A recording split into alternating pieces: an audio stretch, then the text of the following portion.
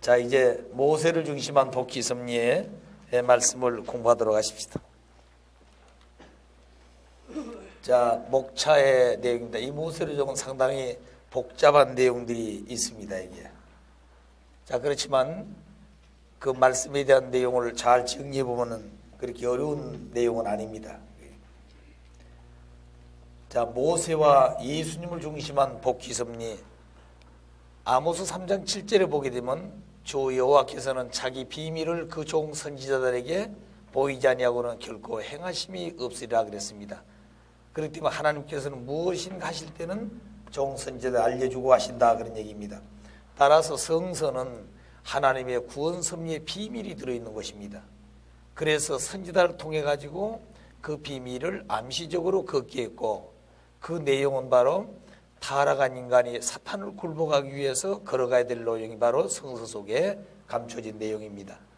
그래서 그 사탄 굴복 노정을 야곱이는 에서 굴복으로 말미암아 사탄 굴복 본보기 노정을 보여주었고, 모세는 형상 노정으로서 민족이 사탄 굴복하는 노정을 보여줬습니다.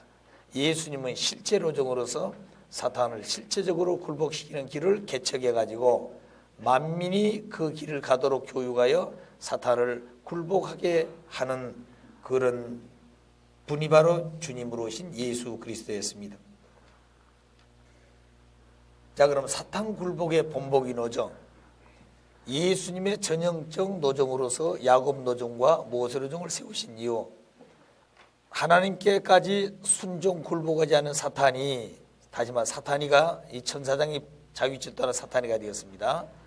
이 사탄이는 하나님께까지도 순종 굴복하지 않은 사탄이 예수님과 성도에게 굴복할 리가 없습니다. 그래서 하나님께서는 인간을 창조하신 원리적 책임을 지시고 사탄을 굴복시킨 전형적 노정인 인간 야곱과 모세를 세움으로 말미암아 하나님의 책임 분담으로 부모의 입장에서 사탄 굴복시키는 것을 보여주셨습니다. 따라서 예수님은 인간 조상으로 오셔서 야곱과 모세 노정대로 걸음으로써 사탄을 굴복, 또는 성도들은 예수님의 노정을 그대로 걸어가면서 사탄을 굴복시키게 되는 것입니다. 그 말은 무슨 말인가 하니, 하나님에게도 자연 굴복하지 않은 사탄이 예수님과 성도들에게 굴복할 리가 없다고 말입니다. 그래서 하나님께서는 인간을 창조하신 원리적인 책임을 지시고 사탄 굴복시키는 전형적 노정을 야곱과 모세를 세워서 하나님의 책임 분담으로 말미암아 부모 대신 부모의 입장에서 보여주었습니다. 그래서 예수님은 인간 조상으로 오셔가지고 야곱과 모세를 세워서 사탄 굴복시키는 본보기 노정을 걸음으로 그 노정을 예수님은 그대로 걷게 되어 있습니다.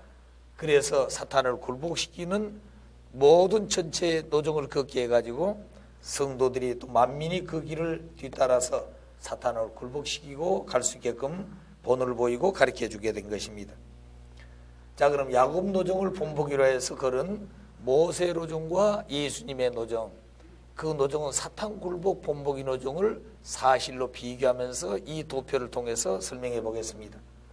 자, 아담은 타락으로 말미암아 여러 측면에서 사탄 주관권에 떨어졌습니다.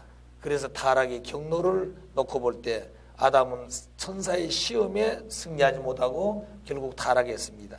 따라서 아담이 타락한 이후에 그 육신과 영인체까지도 결국 사탄권에 들어가 버렸지요.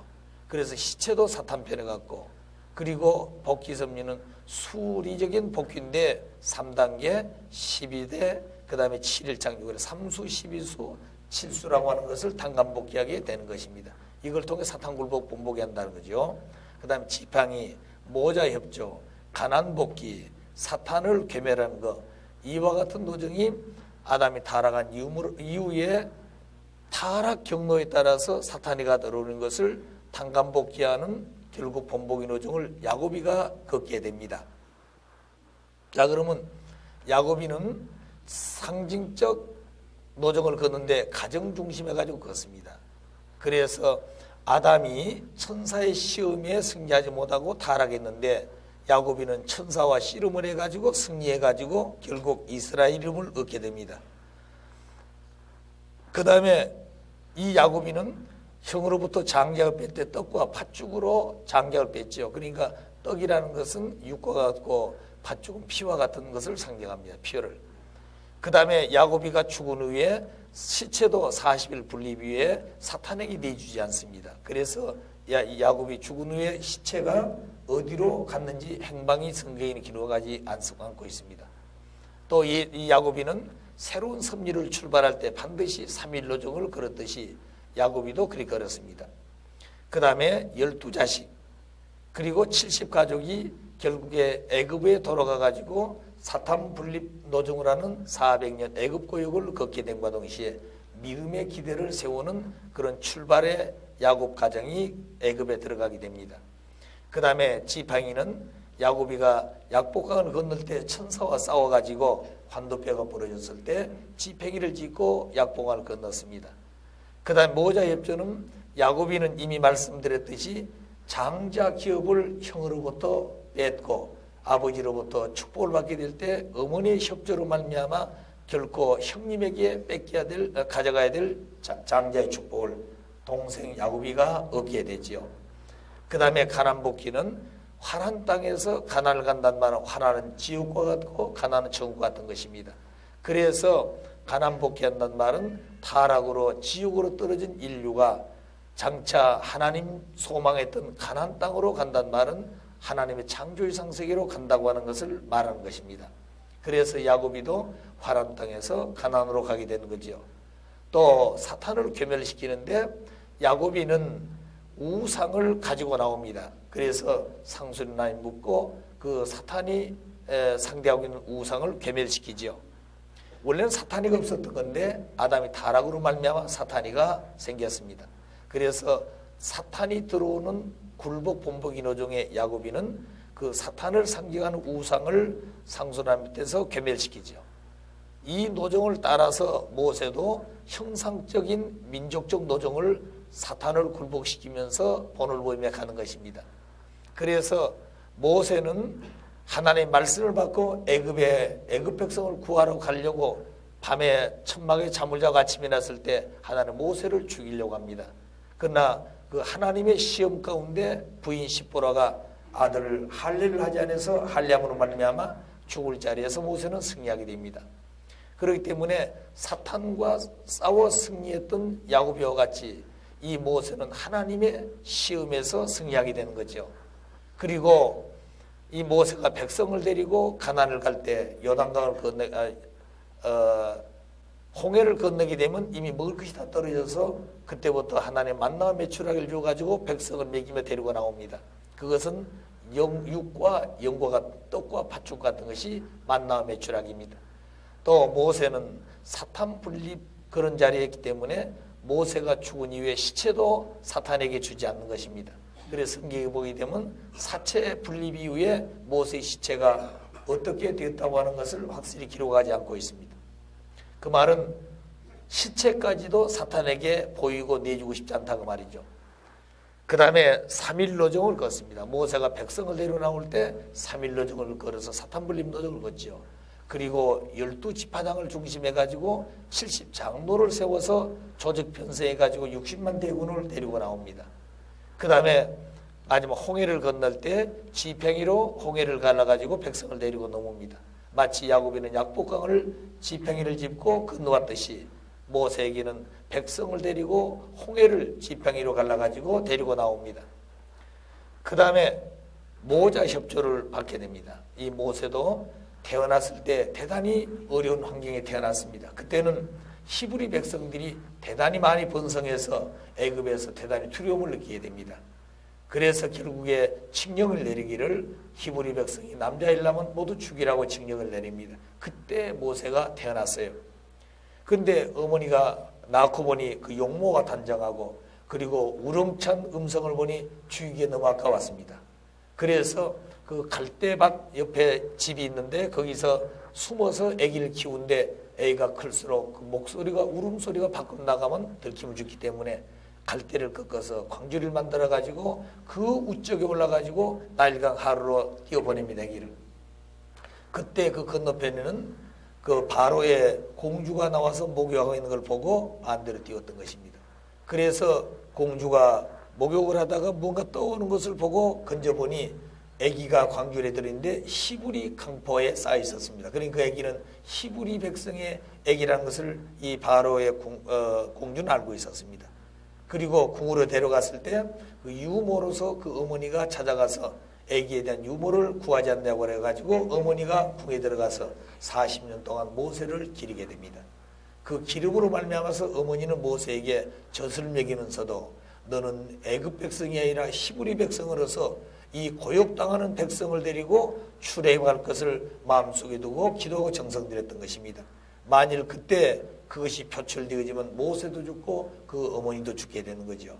그렇기 때문에 지혜롭게 어머니는 모세에게 교육을 했습니다. 그래서 모자 협조로 말미암아 죽을 자리에서 모세는 살게 되고 결국 애굽 백성을 이끌어 나올 수 있는 애굽에서 백성을 끌고 나올 수 있는 하늘이 세운 지도자가 되게 됩니다.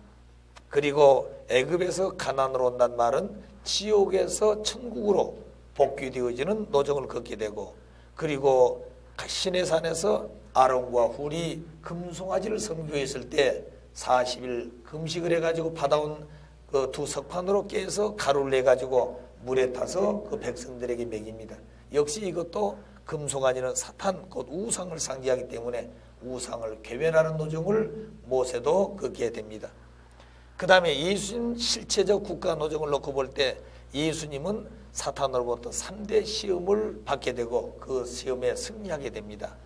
그리고 예수님은 마지막 십자가를 앞에 놓고 제자들에게 성만찬할 때 떡을 띄워주면서 이건 내 살이고 포도를 주면서 이건 내 피라 그랬습니다.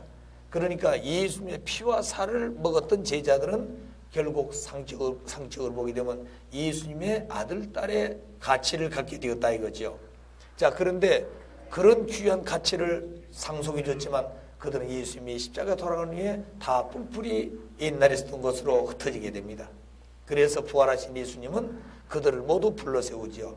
다메섹으로 간 두 청년, 그리로 갈리로 가는 청년, 그리고 베드로도 갈릴리 호수에가 다시 고기 잡고 있을 때 예수님 나타나서 베드로를 부릅니다. 그래서 마가 다락방에 모여서 40일 동안 하나님의 말씀을 전하고 메시아가 예수 그리스도인 것을 확실히 그들이 믿게 해가지고 결국에 40일 이후에 오순절 성령 강림이 임하게 됨이죠.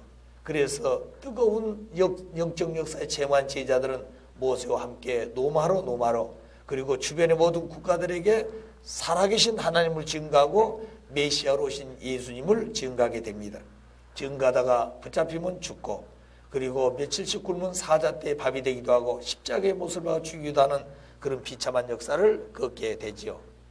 자, 그런 다음에 예수님이 십자가에 돌아간 다음에 3일 만에 부활했지만 예수님의 시체가 어디에 있는 걸 잘 모릅니다. 3일이 된 아침 막달라 마리아가 예수님의 무덤을 감춰뒀던 그 동굴에 와보니까 동굴 문이 열리고 예수의 시체는 없었습니다. 그래서 성경에는 예수님이 십자가에 돌아가시 너희들이 나를 죽이면 나는 3일 만에 다시 부활할 것이다.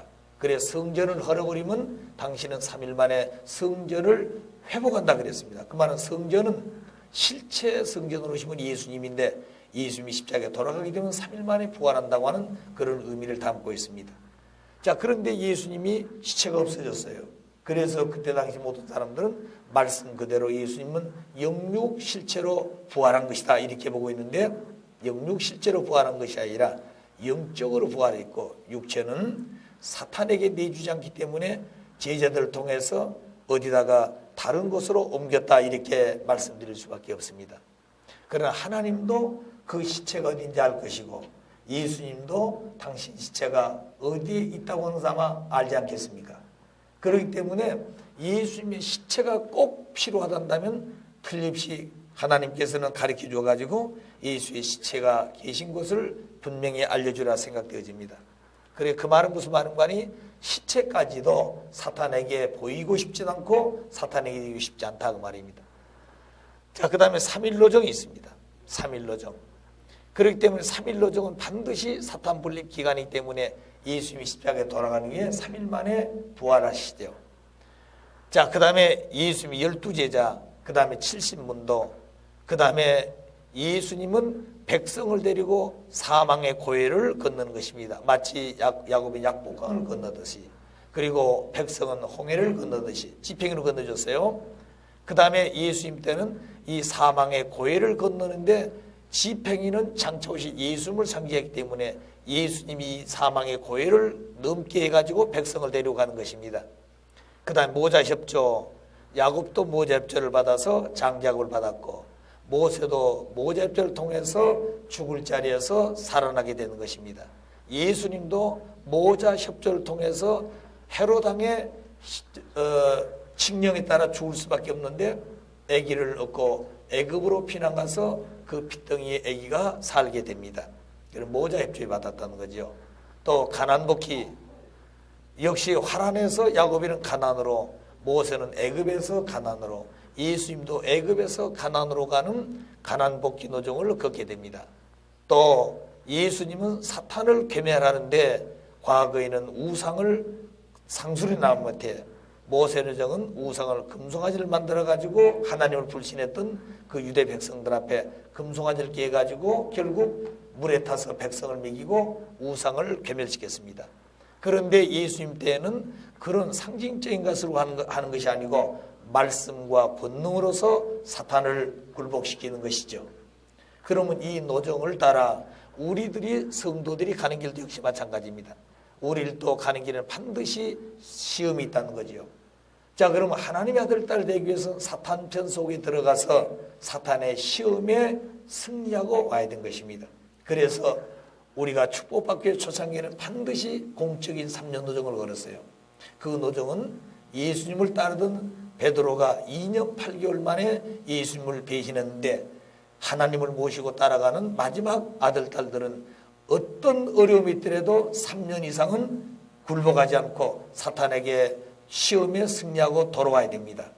그래서 과학의 초창기는 처녀 총각이든지 할아버지 할머니든지 학생들인지 누구나 개척에 나가서 홀로 승리하고 와야 됩니다. 거기 가서 싸움에 승리하는 것은 첫째, 많은 주변 사람들이 결코 시험하는 게 뭐냐면 돈 때문에 여러 가지 어려움이 당하지 않느냐. 그래서 이렇게 살지 말고 직장은 돈을 벌어라. 그 돈 가지고 이용하는 것이죠. 그 다음에 거기에 승리하게 되면 이제 좋은 직장을 줄 것이니까 직장 생활하지 또 직장 생활하면서도 이런 일을 할 수 있지 않냐고 여러 측면에서 유혹하게 됩니다. 그러나 원래 개척을 나갈 때 기준을 잃어버리게 되면 거기 시험에 승리하지 못하게 되죠. 그걸 승리하게 되면 그 다음에는 남자 앞에는 여자가, 여자 앞에는 남자가 유혹을 하고 시험을 하게 됩니다. 이와 같은 3대 시험에 승리하지 않고는 하나님의 아들 딸로서의 돌아갈 길이 없는 것이에요. 그래서 주신 말씀대로 절대성 위에 책임 분담을 완수하지 않으면 해방권이 없는 것입니다. 자, 그 다음에 우리들도 그 길을 따라서 살로가 피, 그렇기 때문에 어디 가든지 간에 하나님의 그 피와 살을 이어받고 살아요. 그것이 오늘 우리 축복 가정들입니다. 축복 가정들은 찾아오신 참 부모님의 피와 살을 이어받아 가지고 혈육의 아들 딸이 된 것이죠. 그렇게 앞으로 만민은 참 부모님의 피와 살을 먹고 피와 살을 받아서 아들 딸이 되는 과정을 겪어갑니다. 그 다음에 사탄 분립 축복 가정은 죽은 후에도 시체를 아무데나 불에 태우거나 또 아무데나 두면 안 됩니다. 그래서 성스러운 승화식을 하게 되고 원전으로 모시면 안 되는 것이에요. 3일 노정, 언제나 우리에게도 새로운 섭리를 출발할 때는 3일 노정을 걷고 3일 정성을 들이고 그 일을 시작해야 되는 것입니다. 그 다음에 12제자, 역시 우리들도 12수를 찾아 세워야 되고 12 믿음의 자녀가 되겠습니다. 그 기본은 세제자가 되죠. 그리고 70문도, 그런 기준을 우리가 찾아 세우는 것입니다. 그 다음에 고해, 우리도 이 타락한 세상을 극복하고 가지 않으면 안 되는데 우리 힘으로는 갈 수가 없습니다. 그래서 주님께서, 참 부모님께서 가르쳐 주신 대로 부모님과 함께 이 사망의 고해를 헤치고 따라가지 않으면 안 되는 것이에요.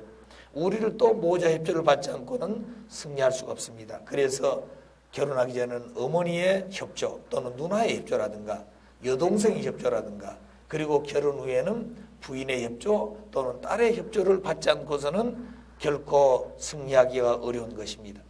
또 우리를 또 애굽에서 가나안으로 저희들이 태어난 고향은 사탄편 입장에 있는 땅입니다.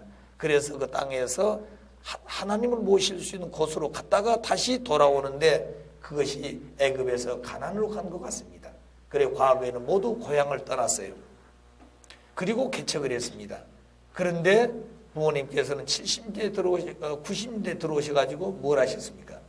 다 황고향을 하게 만들었다고 말입니다. 이것이 역사적으로 누구도 하지 못했고 누구도 그 자리를 축복하지 못했던 것을 참 부모님은 승리하셔서 아들, 딸에게 상속해주는 축복의 내용이었습니다. 자, 그리고 오늘 우리들은 언제나 주신 말씀을 가지고 사탄을 굴복시키고 말씀을 가지고 원칙된 생활을 해서 어디 가든지 간에 세상에 속화되지 않고 살아야 되는 것입니다. 자, 그렇기 때문에 원리와 말씀을 모르게 되면 세상에 속화되고 사탄이 침범할 수 있는 그런 생활을 하게 되는 것이에요. 그래서 말씀이 권능이고 또 하나님의 사랑과 모든 축복이신 내용이 우리에게는 권능의 내용이 되겠습니다. 그래서 말씀을 잊어버리고 살면 안 된다 하는 얘기가 되겠습니다. 자, 모세 중심한 복귀 섭리의 개관, 복귀 섭리의 원칙은 동일합니다. 그 말은 메시아를 위한 기대, 메시아를 위한 기대는 믿음의 기대, 실체 기대. 그런 복귀 섭리의 원칙은 동일합니다. 그런데 모세 로종과 그 앞에 있었던 아담, 노아, 아브라함 가족의 섭리하고는 차이점이 있습니다. 그건 다른 것이 뭐냐? 가정적 섭리에서 민족적 섭리로 돌아왔다고 말입니다. 그래서 아담 가정, 노아 가정, 아브라함 가정이라는 가정 중심한 복지 섭리를 했지만 이제 모세 때는 민족적 가난 복귀죠. 민족 중심한 섭리로 왔기 때문에 범위가 넓어졌다고 말입니다. 따라서 가정적 섭리 기대는 복귀 기대 섭리 시대였지만 민족적으로 걸어갈 때는 복귀 섭리 시대가 되는 것이죠. 또 그리고 상징 헌재를 통해서 가정 중심한 섭리 때는 했지만 이제 민족적 가난 복귀 노정을 갈 때는 하나님의 말씀을 중심으로 탕감 조건을 세워서 가게 됩니다. 이것이 이전 섭리와 모세 중심한 섭리의 차이점이고 다른 점입니다. 그럼 모세의 위치, 다시 모세의 특수성이 있습니다. 모세에게는 모세는 하나님의 대신자라 그랬습니다. 따라서 곧 모세는 신이다 그런 얘기가 되겠어요. 그게 출애굽기 4장 16절에서 또는 출애굽기 7장 1절에 본 모세는 하나님의 대신자라고 하는 내용이 기록되어 있습니다. 또 예수님의 모의자입니다. 모세는 모의자란 말은 장차 예수님이 오시게 되면은 모세가 걸었던 그 노정을 그대로 간다고 말입니다. 왜? 사탄을 굴복시켜야 되기 때문에. 그래서 모세 노정을 잘 보게 되면 장차 오실 예수님이 어떻게 될 것이라는 것을 그냥 그대로 보이기 때문에 알게 됩니다. 그래서 예수님은 육신을 쓴 신으로 오신 것이에요. 모세는 육신을 쓴 신이듯이 예수님도 육신을 쓴 신이었다고 말입니다. 왜? 모세는 예수님이 가셔야 될 전형적 노정이었기 때문에 그런 가치를 세워가지고 본을 보였습니다. 또 모세 노정은 예수님의 전형적 노정이었어요. 그래서 모세는 형상적 노정을 걷게 되고 예수님은 실체적 노정을 걷는데 모세의 성장, 출생과 성장과 죽은 그런 서거의 내용과 예수님의 출생과 성장과 서거의 내용이 비슷합니다. 왜? 전형적 노정을 가야 되기 때문에. 그래서 민족이 불신하게 되면 1차에 승리하지 못하고 3차에 걸쳐서 연장된다고 하는 것을 오늘 이 섭리노정에서 보여준 것입니다. 그래서 애굽에서 가나안을 가는데 애굽은 사탄 국가, 사탄 입장이고 그리고 가나안은 하나님의 이상에 있는 천국의 상징적인 곳입니다. 그래서 전 인류가 가야 될 노정은 사탄 세계에서 하나님 중심한 가난 복귀 노정으로 가는 노정과 똑같아요.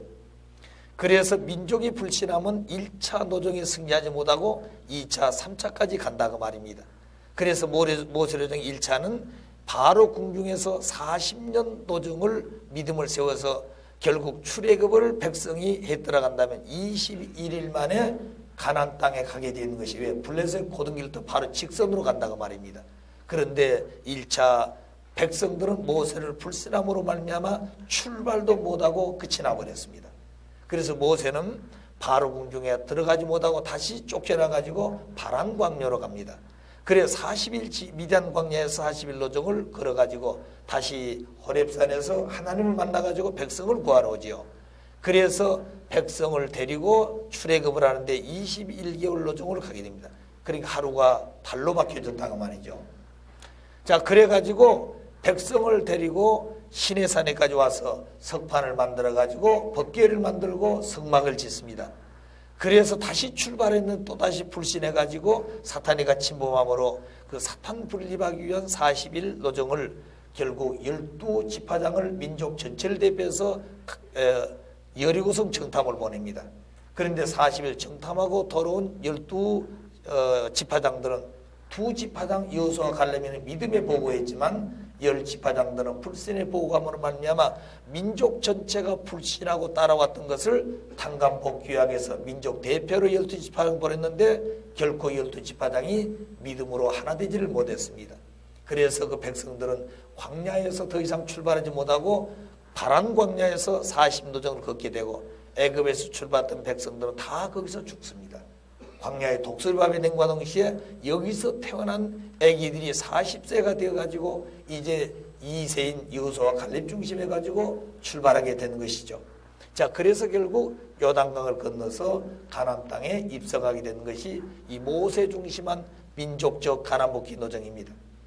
자, 그럼 그런 노정을 전반적으로 간단하게 설명했습니다만 그 노정을 이 도표를 통해서 다시 한번 설명해 보겠습니다. 이스라엘 백성들은 이미 아브라함이 재물 실상으로 말미암아 야곱 중심해가지고 12자식과 70가족이 나암 세세옵니다. 애굽에. 여기에 와서 고역을 살지요. 그래서 400년 살게 됐는데 결국에는 30년간을 더 종살이를 만듭니다. 이 바로는 결국 이스라엘 백성들을 400년 고역시키고 보내줘야 되는데 안 보내줘요. 그래 보내준다 10번을 속이면서 30년을 더 종살이 시킵니다. 그래서 430년 만에 하나님은 모세를 불러가지고 결국 이 백성을 구하라 그러죠. 근데 제일 먼저 이 백성들을 데리고 나올 때 하나님 계획은 1차 노정이 여기서부터 바로 직선으로 가는 노정입니다. 이게 그렇게 됐으면 21일이면 1차 계획대로 가게 돼 있었던 거예요. 여리고성을 넘어서. 그런데 백성들은 모세를 불신함으로 말미암아 그 길을 가지 못했습니다. 그래서 그때 그 내용은 모세가 40일 동안 궁전에 있다가 어느 날 궁 밖에 나와봤더니 그 백사장에 애굽 백성과 히브리 백성이 싸우고 있었습니다. 그래 너무나 분해가지고 애굽인을 쳐 죽여서 모래에 묻어놓고 궁으로 돌아왔습니다. 그런데 그 사실이 알게 되면 모세는 살아남지 못하죠. 그래 그 다음 날 아침에 또다시 백사장에 나갔더니 그때는 히브리 백성들이 싸우고 있었어요. 그러면 그때 이 백성들은 모세가 궁에서 왕자로 컸지만 그가 어째서 애굽인을 죽였냐면 히브리 백성 싸우는데 그걸 보고 모세는 히브리 백성이구나. 히브리 편에 있는 지도자구나. 그래서 모세를 믿고 따라 떠난다면 21노정을 바로 갈 수 있을 건데 그들은 그 다음 날은 불신했습니다. 어제는 애굽인을 죽이더니 오늘은 우리를 죽이러 왔느냐고 결국 모세를 불신해버렸어요. 그래서 출발도 못하고 결국에 모세는 궁으로 들어가지도 못합니다. 그래서 쫓겨가지고 이 미디안 광야로 와요. 그리고 여기서 40년 동안 있다가 호렙산에서 하나님을 만나가지고 다시 백성을 데리러 애굽으로 갑니다. 그래 바로를 중심해가지고 3대 권능과 10가지 재앙을 가지고 모세를 굴복해 백성을 데리고 나오는 거예요. 그것이 2차 노정입니다. 그래서 3일 노정을 걸어올 때 불기둥과 구름기둥으로 낮에는 너무 더웠기 때문에 구름으로 밤에는 어둡기 때문에 불기둥으로. 왜? 뒤에서 애굽 병거들이 쫓아오는데 정신없이 가야 된다고 말입니다. 이들은 걸어오고 그들은 병거를 타고 쫓아오기 때문에 3일 노정을 사탄불림 노정을 걸어서 숫고까지 옵니다. 자 여기 오고 보니 앞에는 홍해가 갈려있고 앞 가려있고 뒤에는 애굽 백성이 병거가 쫓아오는데 징태양단이 되었습니다. 앞으로 가자니 홍해가 마려 있고 뒤로 가자니 애굽 병정이 쫓아오고 이제 죽게 되었다고 말이죠. 그러면 이때 백성들은 모세를 따라서 애굽에서 고역 살 때 우리가 죽더라도 이곳을 떠나서 자유롭게 하나님을 모시고 신앙을 해봤으면 좋겠다고 생각했던 그들이 모세를 따라서 나왔습니다. 그럼 앞에가 홍해가 있다 하더라도 모세를 따라서 믿음을 가지고 건너온다고 말입니다. 죽더라도 건너오겠다는 마음을 가져야 되는데 그들은 홍해를 보고 불신하기 시작합니다. 우리를 차라리 그 애굽에 두었으면은 거기서 죽더라도 거기 죽을 까이냐 그 말입니다. 그런데 이제는 홍해도 못 건너가고 뒤에는 애굽 병정들은 이제 꼼짝없이 죽었다고 모세를 원망 불신합니다. 그때 하나님께서는 모세에게 모세야 너희가 들고 있는 지팡이로 홍해를 치라 그랬습니다. 그리고 홍해를 갈라가지고 우물과 아랫물이 갈라져가지고 건너옵니다. 자, 건너오고 보니 결국에는 또 애굽 병정들이 들어오죠. 그래서 모세가 또다시 기도해가지고 지팡이로 홍해를 다시 쳤더니 우물과 아랫물이 만나가지고 애굽 병정들은 전부 다 홍해에서 수라장이 되었습니다. 그리고 이스라엘 백성들은 건너왔는데 이미 여기서 나올 때는 무교봉을 중심해가지고 먹을 걸 가지고 나옵니다. 이미 다 떨어졌어요. 여기서는 먹을 것이 없습니다. 그래 또 먹을 것이 없다고 불평하고 불만할 때 하나님께서는 이미 그들에게 만나를 줬습니다. 만나는 이제 피난길이니까 밤에 잘 때는 천막을 치죠. 올라가 텐트를 친다 개인적으로. 그럼 그 텐트 위에 떡가루 같은 것을 소복하게 밤에 하나를 내려줬습니다. 그래서 그것을 먹고 또 하루를 가는 것이죠. 근데 그것만 먹다 보니까 고기 생각이 나서 이제 고기를 달라고 그런 겁니다. 그래서 하나님께서는 매일 밤 만나와 더불어 메추라기를 줍니다. 메추라기 새 알죠? 그래 아침에 나면 만나가 있고 메추라기가 있는 거예요. 그래 이것을 먹고 쭉 내려옵니다. 그래서 3개월을 거쳐오는데 마지막 느비dim 반석에 여기 느비딤에 왔습니다. 이때는 물이 없어서 사막이니까 아우성을 칩니다.